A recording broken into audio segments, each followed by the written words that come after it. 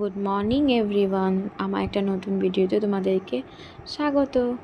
আজকে আমি রেডি হয়ে যাচ্ছিলাম দিদিদের সাথে সোনার বাংলায়, শুশুনিয়া সোনার বাংলায়।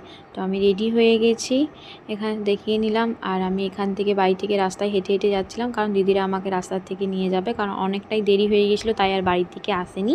ওই তোরা চলে এসছে, আমিও গাড়িতে চেপে পড়লাম। আর এখানে দেখছি পুচু আর দিদি টুইনিং করেছে, ও দেখে এবারে একটু হাসছিল। তারপরে ও চকলেট খাবে বলে চকলেট ওর দিকে বাড়ি দেওয়া হচ্ছিলো, দিদি দিচ্ছিলো। তারপরে ও আমার কাছে চলে এলো, এখানে একটু গান বাজছিলো, এদিকে ওই দিক তাকাচ্ছিলো, নাচছিলো ও। তা এটা শুশুনিয়া ঢোকার একটু আগে, রাস্তাটা খুব সুন্দর লাগছে, তাই আমি ক্যাপচার করেছি। আর এখানে তো শুশুনিয়া পাহাড়টা দেখা যাচ্ছিলো, তাই আমি সানরূপের উপরে উঠে পরে দেখাচ্ছিলাম। এটা আমি গেটে ঢোকার সময়, এন্ট্রি গেটে ঢোকার সময় ভিডিও করতে ভুলে গেছিলাম, তারপরে ভিডিও নিলাম। দিদিরা আমাকে মনে করালো যে ভিডিও নিতে। তারপরে আমরা লটে পার্কিং করলাম গাড়িটা। তারপরে আমি প্রথম নেমে গেছিলাম, দিদি ঘুমিয়ে গেছিলো বলে দিদি একটু লেটে নামছিল, তো ওরাও নামলো। তারপরে আমরা সবাই মিলে রেস্টুরেন্টের দিকে যাচ্ছিলাম। এইদিকে হেঁটে হেঁটে আমরা যাচ্ছিলাম, সবাইকে একবার নিয়ে নিলাম ভিডিওতে। তারপরে উনি দেখিয়ে দিয়েছিলেন, সিকিউরিটি যিনি ছিলেন, যে এই দিকটা রেস্টুরেন্ট সাইড, তো উনি দেখিয়ে দিলেন। তারপরে আমরা ভেতরে ঢুকে পড়লাম।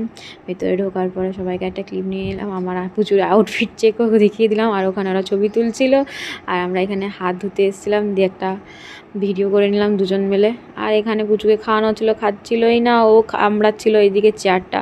আর একটা আন্টি এসেছিলো, ওখানেও একটা ভাই ছিল, আই থিঙ্ক ওনারাও ইউটিউবার, আমি ওদের আইডির নাম জানি না। হ্যাঁ, একজনকার জানি, অর্পিতা দি নাম, ইনসাইড আউট ওদের চ্যানেলের নাম। ওনাদেরই গ্রুপ থেকে একজন এসেছিলেন আন্টি, তো উনিও কথা বলছিলেন আমাদের সাথে।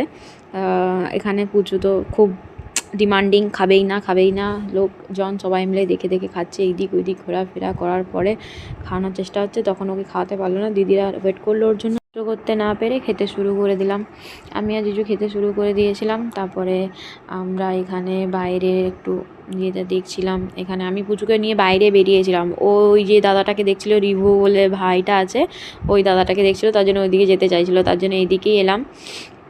তারপরে আমরা দুজন দোলনায় চেপেছিলাম, দোলনায় চেপে পরে ও একটু ভয় পাচ্ছিলো, তখন আমি নেমে গেলাম, কারণ ভয় পাচ্ছিলো, কান্না করছিলো। তারপরে আবার এই ঘোড়াটার দিকে দেখলাম।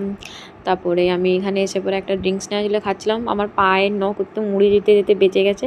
এখানে আরেকটা বেবি এসেছিলো, ওর সাথে খেলছিলো। আর আমাদের পুচু না এমনই, কোনো একটা বাচ্চা দেখলে তাকে শুধু এমনভাবে দেখে, আর এমনভাবে তাকায় যেন তাকে বাড়ি নিয়ে চলে যেতে পারলে ও একদম খুশি, আনন্দে আত্মহারা। এমনভাবে তাকাবে যেন ও বাড়ি নিয়ে চলে যাবে। তারপর এখানে ও বদমাশি হচ্ছিলো। তারপরে এখানে ও টেবিলের উপরে বসে বদমাশি করছিলো, মানে সবাই গোল করে বসছিলাম, আর ও টেবিলের উপরে বদমাশি করছিলো। তারপরে এই দিকটা, চারদিকটা আমি দেখালাম। তারপরে বিকেল দিকে আমরা একটু, আমি নিয়েছিলাম কোল্ড কফি আর ফ্রেঞ্চ